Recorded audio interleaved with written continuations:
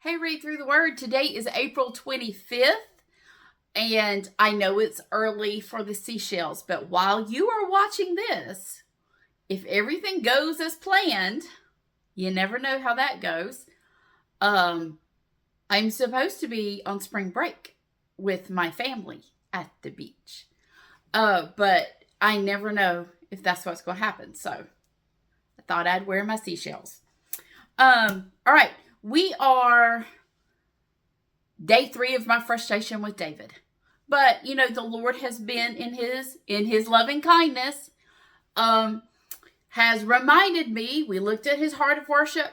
And today we're going to look at another thing about David that is reminding me to really, Lisa, calm down. And it is really a sad lesson because tomorrow's reading. But it's this sad lesson, and then I'll talk to you next week about the consequences of David's fall. Had he but stayed faithful to God. And I'll talk about that more next week. But today's lesson is called Lovingkindness. I probably refer to God's loving kindness as an attribute more than any other.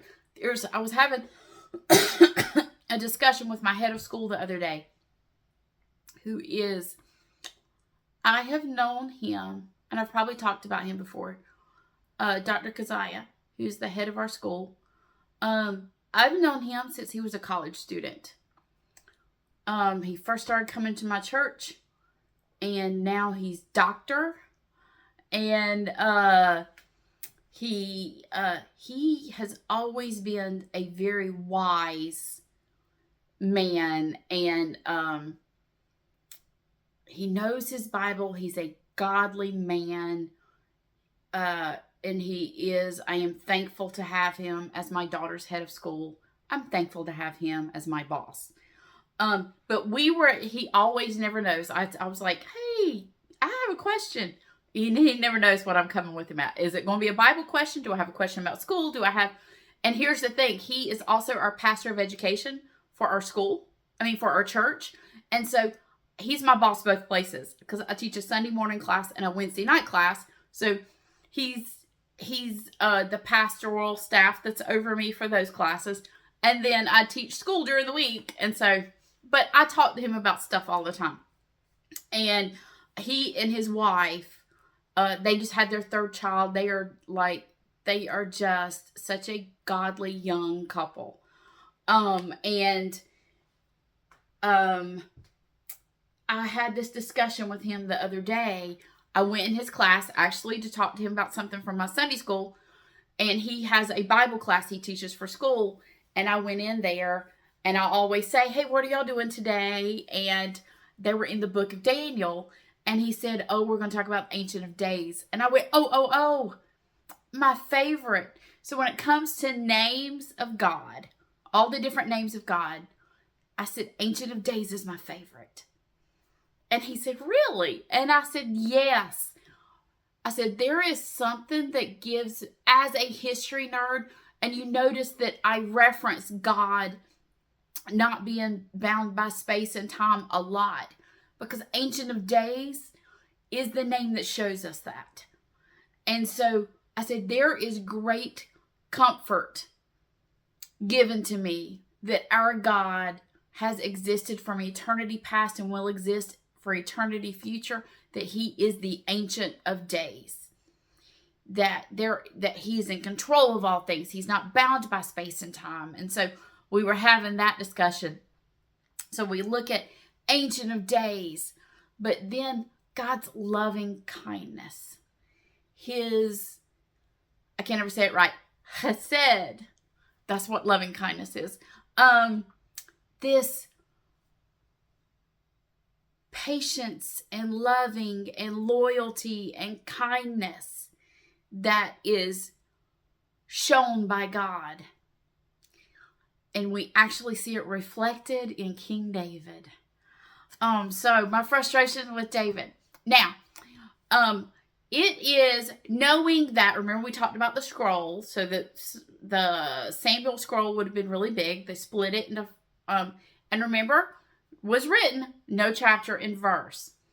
And so, while it's very interesting that chapter and verses come the way they do, it is by some design by the people who put the chapter and verse in there. They're like, okay, this is a really good place to separate and start a new one. And that's why actually what we see today is I want you to see 2 Samuel 9:1, 2 Samuel 10:1 and 2, and then I'm calling it our something old because it's something we know. It's not in today's reading. It's actually tomorrow. But I'm going to go ahead and put that as our something old is 2 Samuel 11:1. So, here's what this says. In 9:1, it says, one day David asked, is anyone in Saul's family still alive? Anyone to whom I can show kindness for Jonathan's sake. All right. 2 Samuel 10:1 and 2.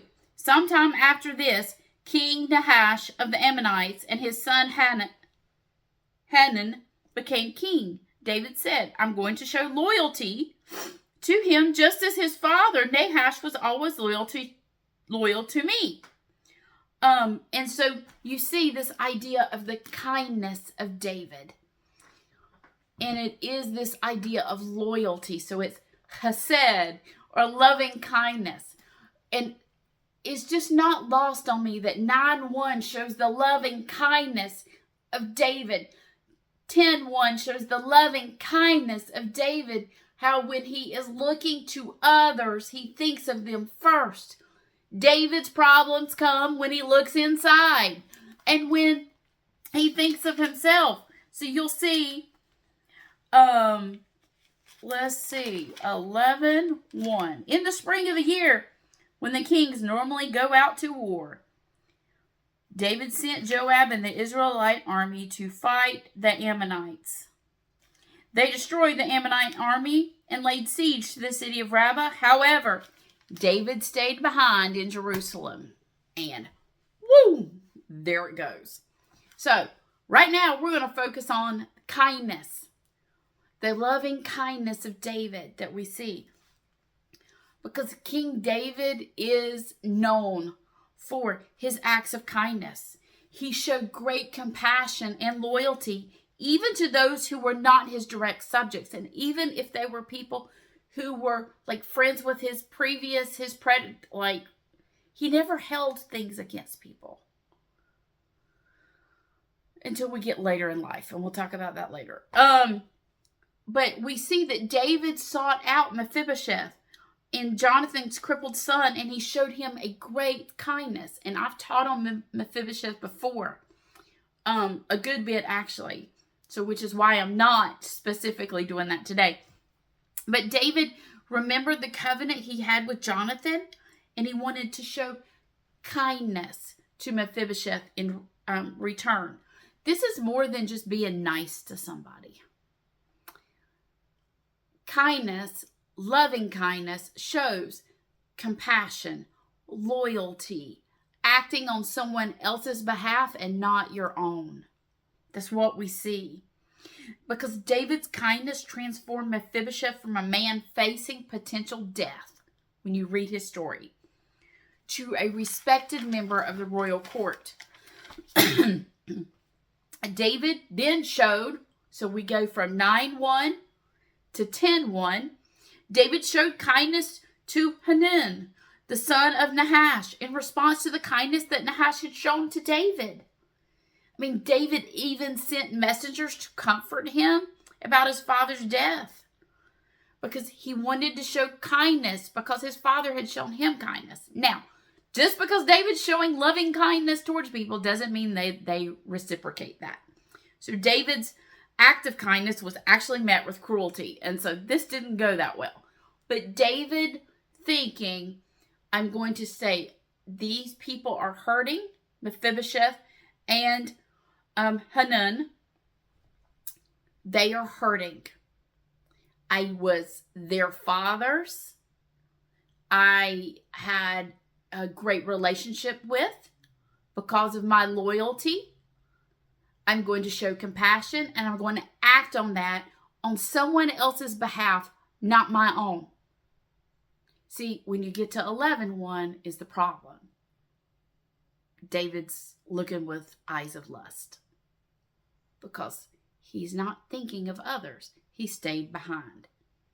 So David was known for his compassion, and he was known to see the needs of other people, because that's exactly why we see David set up as king, is the ways that he does reflect the kindness of God. David acts of kindness are a reflection of God's own kindness, because we get a glimpse into the heart of David, which is what he was known for. He showed a heart that prioritized compassion, loyalty, and forgiveness, even when it wasn't easy. But I would say that the warning is there, because we know 11:1 is coming. Stay alert. Do not focus on self.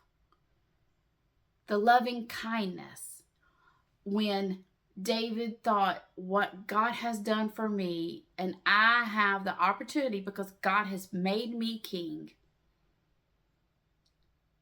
to show loving kindness to others that need it.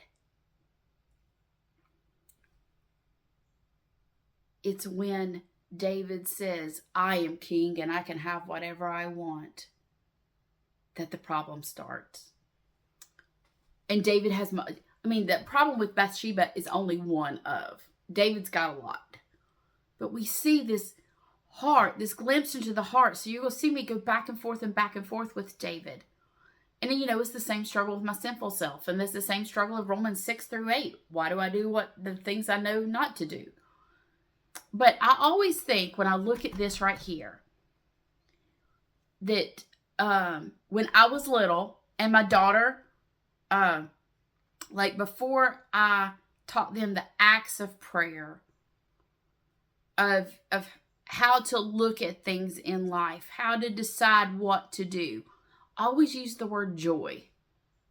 Jesus first, others second, yourself last. When David is showing the loving kindness of God, that's exactly what you see. Put God first, others second, and then myself. David's downfall comes when he puts himself above everybody else. So I think there's a great warning here for us to make sure that we keep our joy in the right order in our life. Jesus first, others second, yourself last. We'll see you next time on Read Through the Word.